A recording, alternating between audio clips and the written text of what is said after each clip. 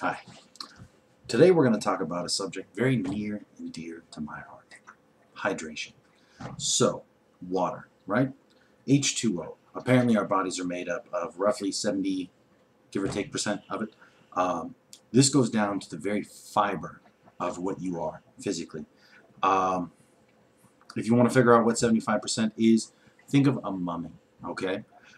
Everything that you see in a mummy, if you've ever seen them, they're all shriveled and decayed and they're tiny. That is basically what a body would look like without water. Water is life. Now, how much water should you be drinking a day? People say 8 glasses, right? Everybody should drink roughly 8 glasses. I've actually found another calculation that says your body weight in milliliters, whatever that may be. I say, as far as water goes, the more the merrier, right? There's a certain point where it becomes, I think you can get hydration poisoning from it. That's if you're drinking 3 or 4 gallons a day. A gallon a day is plenty of water. It should be enough water depending on your size. Couple of facts regarding dehydration. Now this is where things get interesting. Something like 75% of all Americans are chronically, as in this is a consistent state throughout time, chronically dehydrated, at least mildly. Not enough to die, obviously, but chronically partially dehydrated, as in you're not getting enough liquid. Partial dehydration, being just a little bit dehydrated, can slow the metabolism up to 30%. Oftentimes, now here's the thing, this goes into how the brain works, okay? The brain will, over time, deaden pulses that are constant, okay?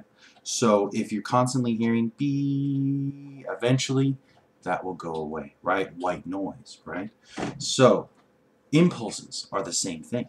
So in the common dehydrated person who's consistently dehydrated, chronically dehydrated, which 75% of Americans are, and I don't know what the status for the rest of the world, whoever might be watching, wherever you might be watching, but I imagine it's probably similar too. I know in other countries it's a huge problem, though I doubt those countries have YouTube. Anyways, if you're that degree of dehydrated to where you're constantly mildly dehydrated, the central nervous system's impulse to the brain to say, hey, I need to get some water, is so constantly being fed that it becomes deadened, to where a person will think, instead of being thirsty, that they're hungry. So what do you get then?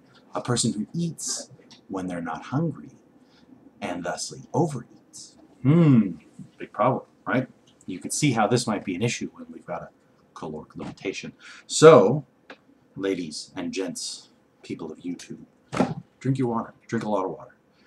Drink your body weight in milliliters. It's not going to hurt you. It is a lot of water. I take a gallon. I drink it. I take it with me everywhere I go.